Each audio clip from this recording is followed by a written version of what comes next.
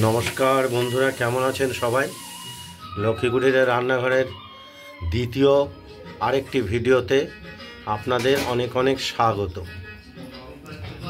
আমাদের দ্বিতীয় ভিডিওটা হলো শিম পোস্ত দিয়ে পোস্ত কাঁচা লঙ্কা বাটা দিয়ে পাতুরি, কিংবা শিম পোস্ত বলা যায়। শিম পাতুরি আমরা শিমগুলোকে বেছে কেটে ধুয়ে রেখেছি, আর কড়াইতে আমরা তেলটা গরম করে নিচ্ছি, ওভেনটা জ্বালিয়ে।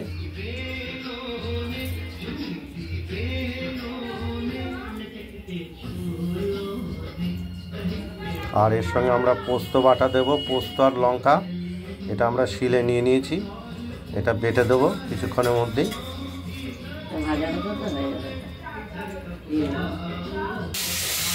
শিমগুলো আমরা প্রথমে তেলটা গরম হয়ে গেছে, ভেজে নিচ্ছি, দেখতে পাচ্ছেন। আর এর সঙ্গে আমরা দেব পরিমাণ মতো নুন,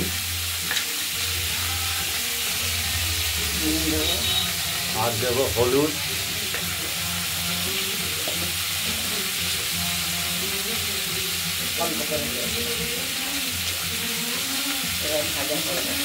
এটা আমরা ভাজা ভাজা করে নেব।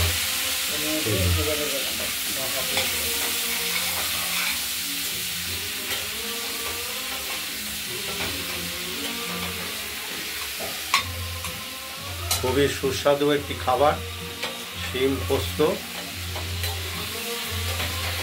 শীতের দিনে অবশ্যই এইসব শীতের শাকসবজি তো ভালো। দেখতে থাকুন, ঢাকা দিয়ে দিলাম, সেদ্ধ হবে, ভাজাও হবে। বলো, বারবার নেড়ে চেড়ে দেবো, আর ভাজা ভাজা হবে। ভাজা ভাজা হলে খেতে টেস্ট হবে। আবার ঢেলে দেবো, একটু গা পোড়া পোড়া হলে খেতে ভালো লাগে। আমরা এই পোস্তটা বেটে নিচ্ছি, দেখতেই পাচ্ছেন শিলে। আর শিমটা ঢাকা দিয়ে দেওয়া হয়েছে, ভাজা হয়ে গেছে। এবার পোস্তটা দিয়ে দিলাম।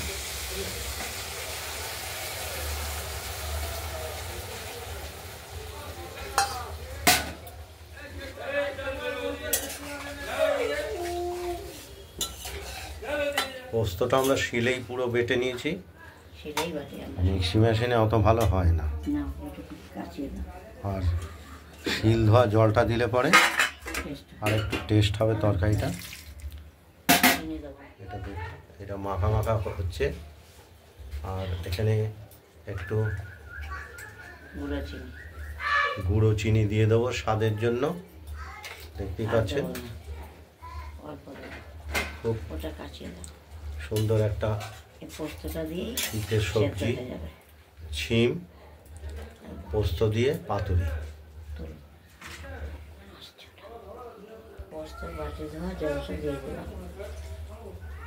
বাটি ধোয়া জল নয়, শিল ধোয়া জল। শিলটা ধুয়ে দিলে পরে তরকারিটার টেস্টটা একটু বেশি হয়। শাশুড়ি বলতো পাটা ধোয়া জল দিলে টেস্ট হয় বেশি খেতে। আমিও ঠিক সেমনি করেই করি। শিম টিম সব সেদ্ধ হয়ে গেছে। ক মিনিট হয়েছে? 4 মিনিট।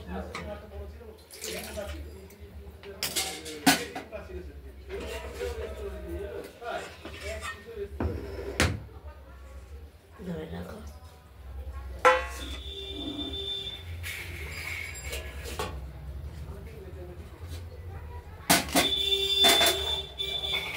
শিম পোস্তটা হওয়ার সঙ্গে সঙ্গে আমরা পাশে ভাতও বসিয়ে দিয়েছি হাঁড়িতে, দেখতেই পাচ্ছেন। এটা আমরা একটু দেখিয়ে দিলাম। যাই হোক, দুজন মানুষ তো আমরা, বেশি লাগে না। এই শিমের তরকারি রিলেটেড বলে ভাতটা ওই জন্য একটু দেখিয়ে দিলাম। যাই হোক, শিমটা একটু সেদ্ধ হবে, ফুটবে। পোস্ত কাঁচা লঙ্কা বাটা, ঠিক আছে, সব ঢেকে দিই।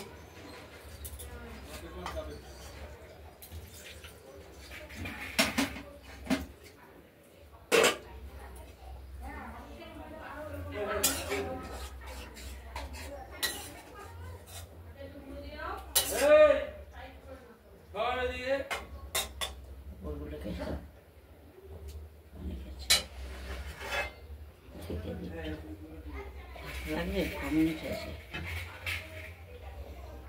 দাও, ঢাকা দিয়ে দাও। এখন ঢাকা দিয়ে দিলাম, একটু ফুটে উঠুক।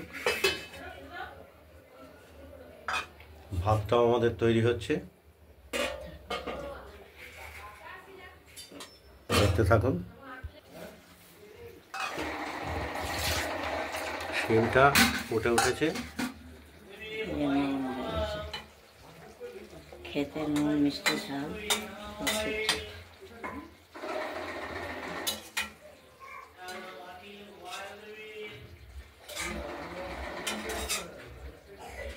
ফার্স্ট টেম্পারেচার কেমন মা জানি না।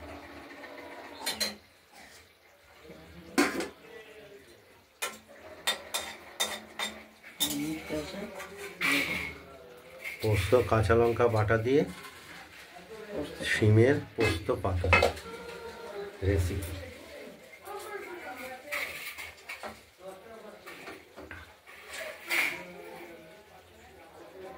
দেখো খেয়ে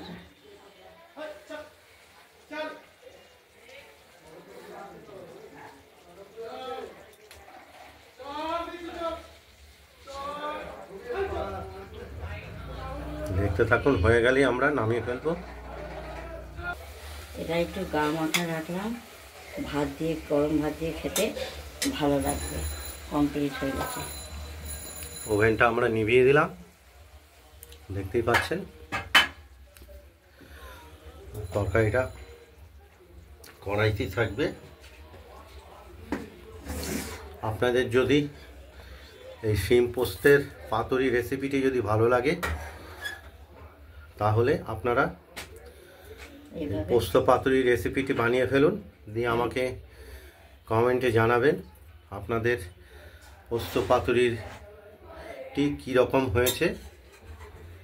ভিডিওটি ভালো লাগলে লাইক করবেন আর শেয়ার করে দেবেন। আর আমাদের লক্ষ্মী কুটিরের রান্নাঘরের এই চ্যানেলটি